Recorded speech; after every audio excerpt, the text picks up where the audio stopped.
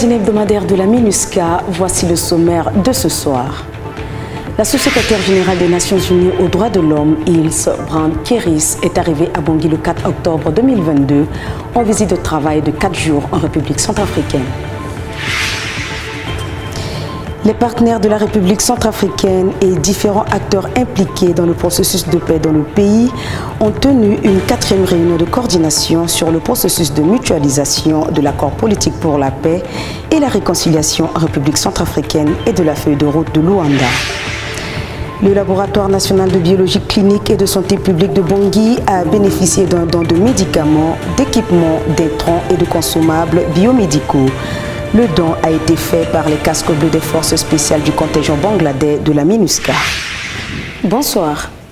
Ilse Brand-Keris, la sous-secrétaire générale des Nations Unies aux droits de l'homme en visite de travail en République centrafricaine, a rencontré au lendemain de son arrivée la ministre des Affaires étrangères, les représentants des organisations des sociétés civiles, les défenseurs des droits de l'homme, le procureur spécial de la Cour pénale spéciale, la représentante spéciale du secrétaire général de l'ONU en République centrafricaine et le président Faustin-Archange Touadéra afin d'échanger sur les questions des droits de l'homme dans le pays. Nos reporters Désiré Yangou et Cyrus Zemangikete nous en disent plus.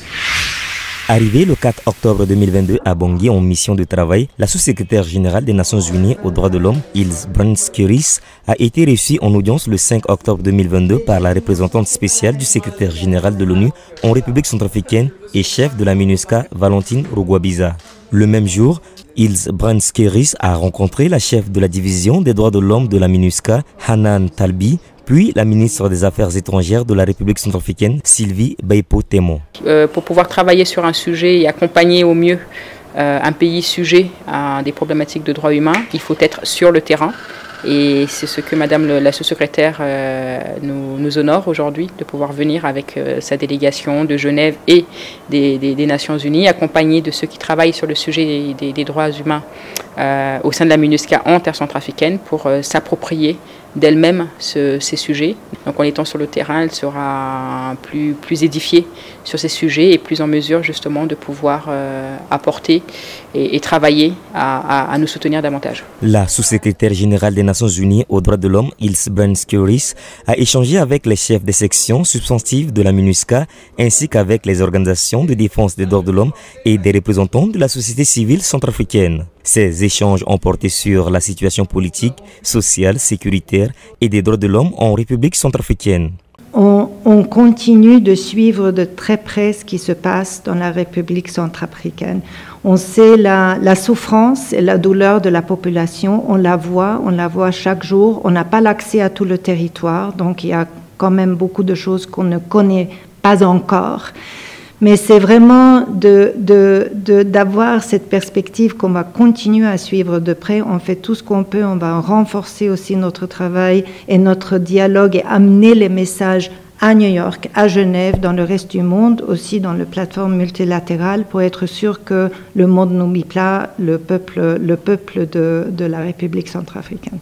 Le 5 octobre 2022, la sous-secrétaire générale des Nations Unies aux droits de l'homme, Ilse Brand-Keris, a été reçue par le procureur spécial de la Cour pénale spéciale, Toussaint Muntazini, magistrat international. Ils ont évoqué la coopération entre le système des Nations Unies et la Cour pénale spéciale, les défis ainsi que les avancées du travail de la CPS.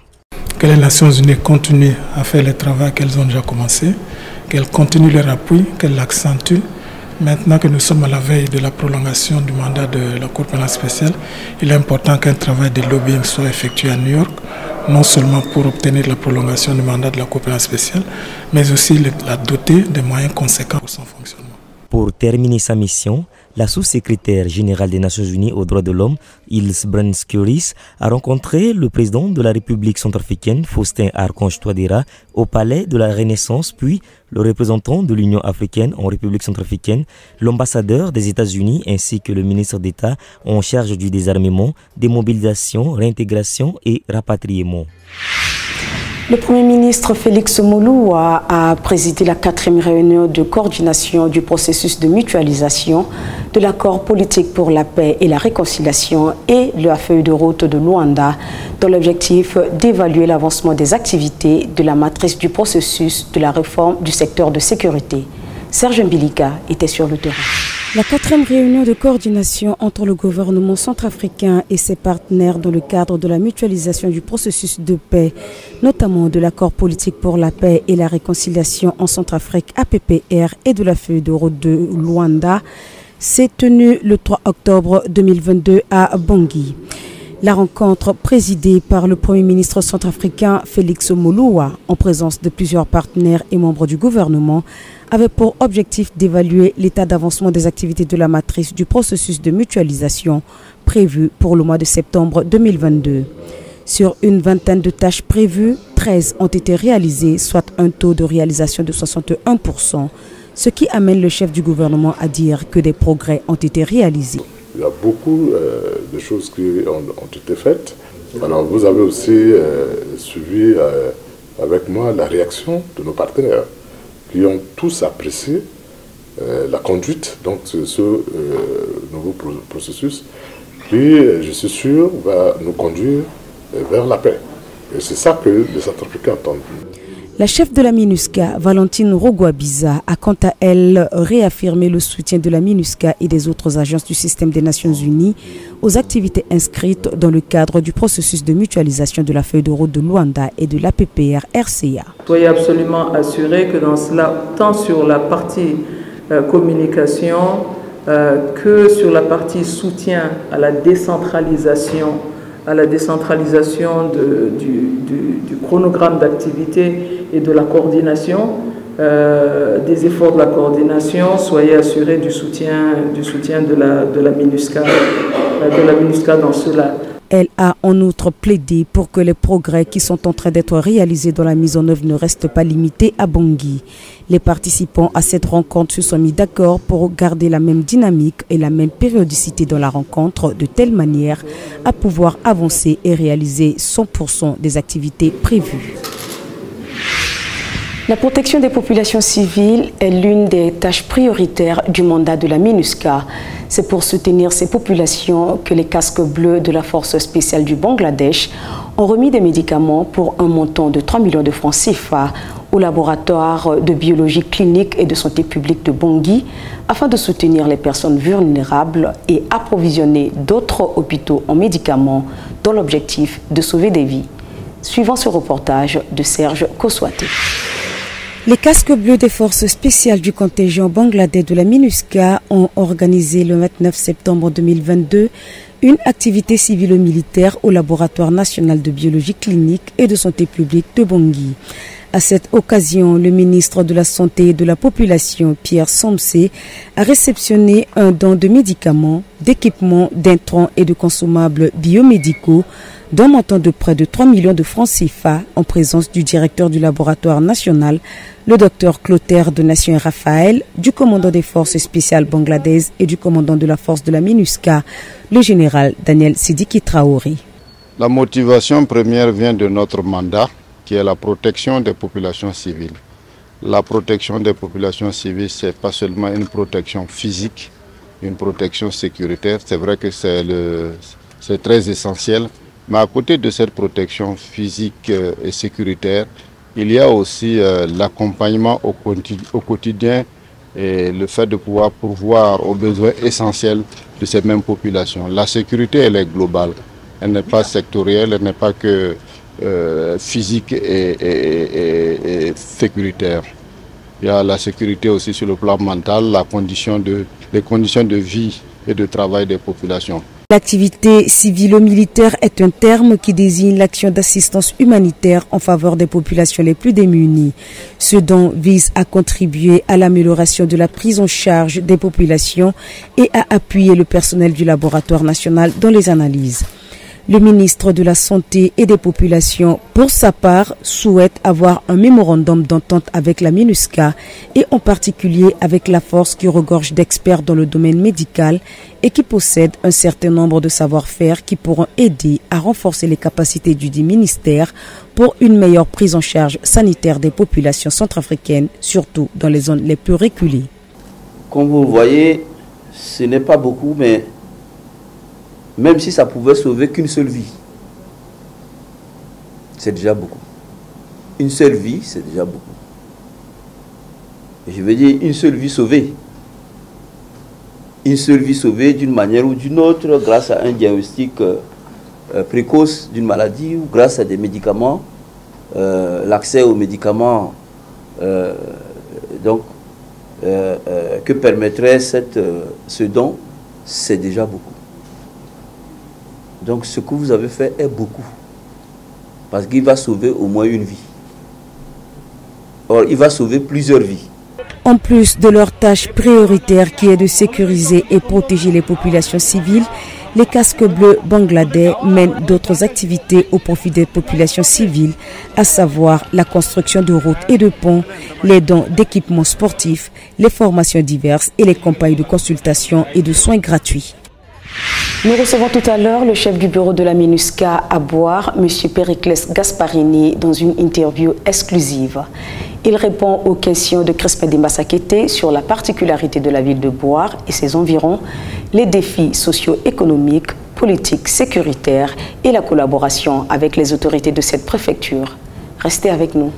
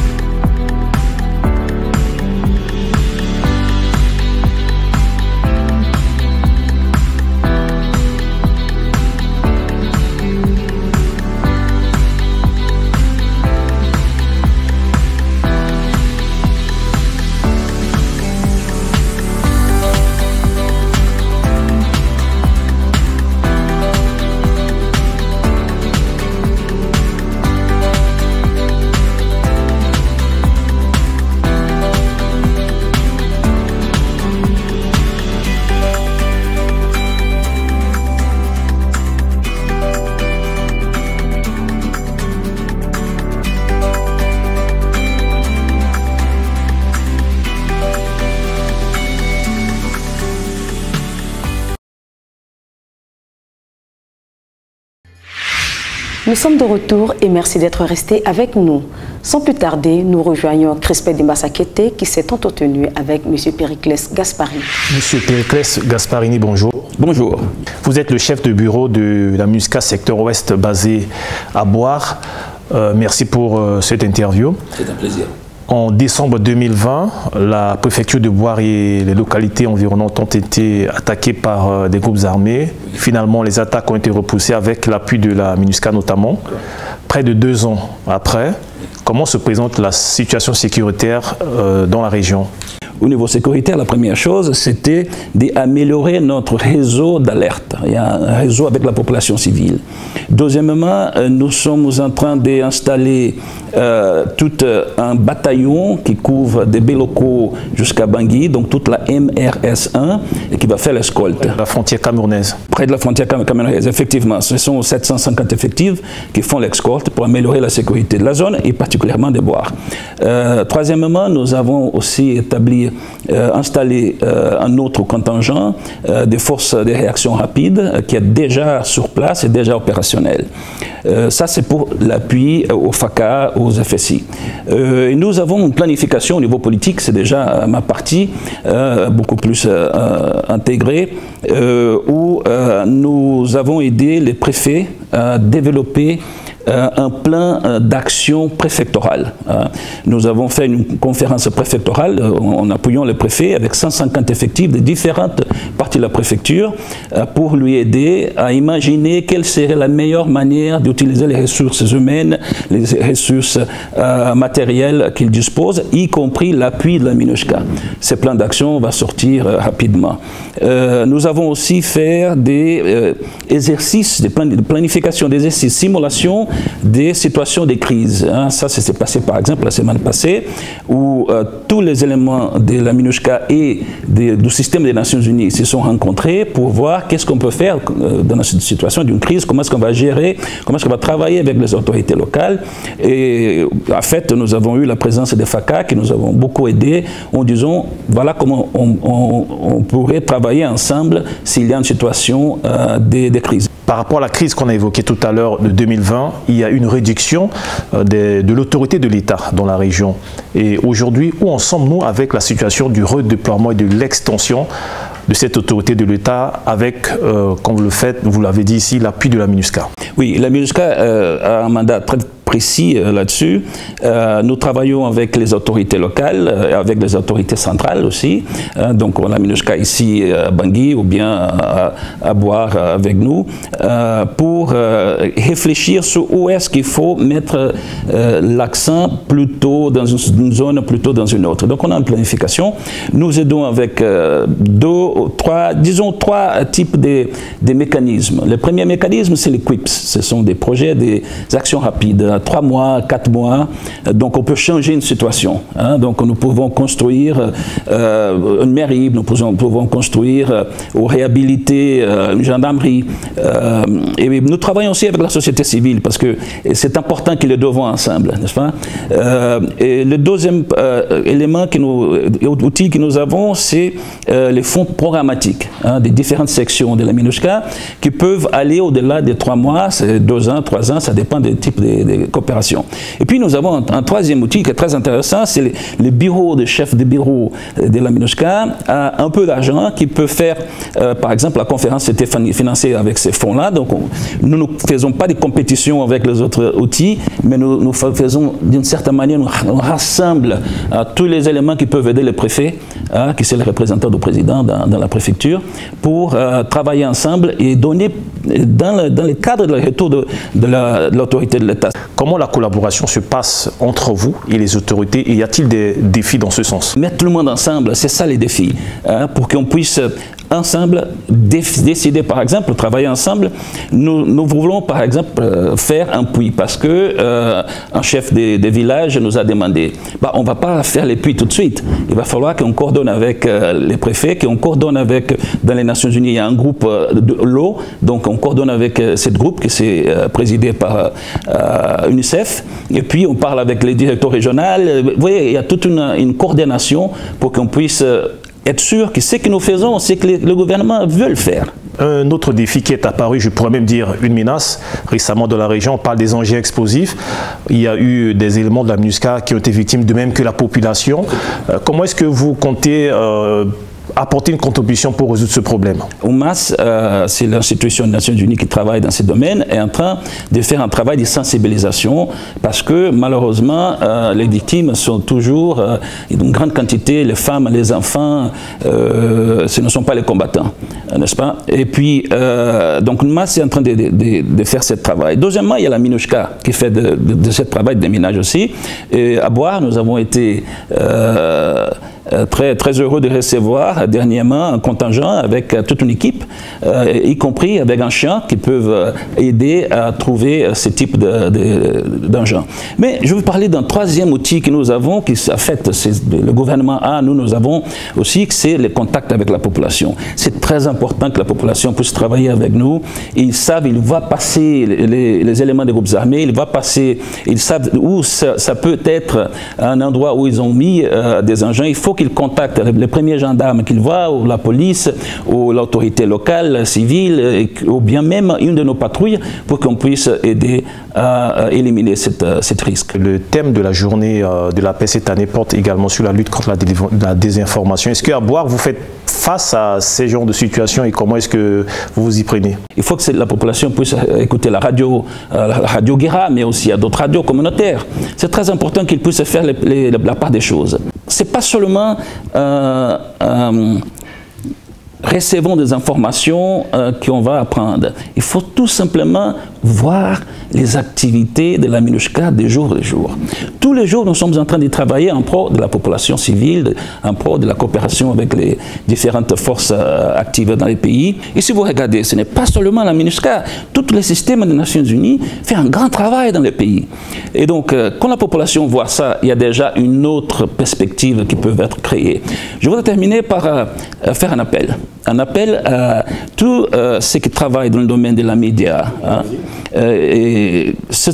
Je dis dans la préfecture de l'ANA-ABD où nous sommes responsables, qu'ils viennent prendre des cours avec nous, discuter avec nous. Nous avons une composante des informations qui peuvent venir discuter.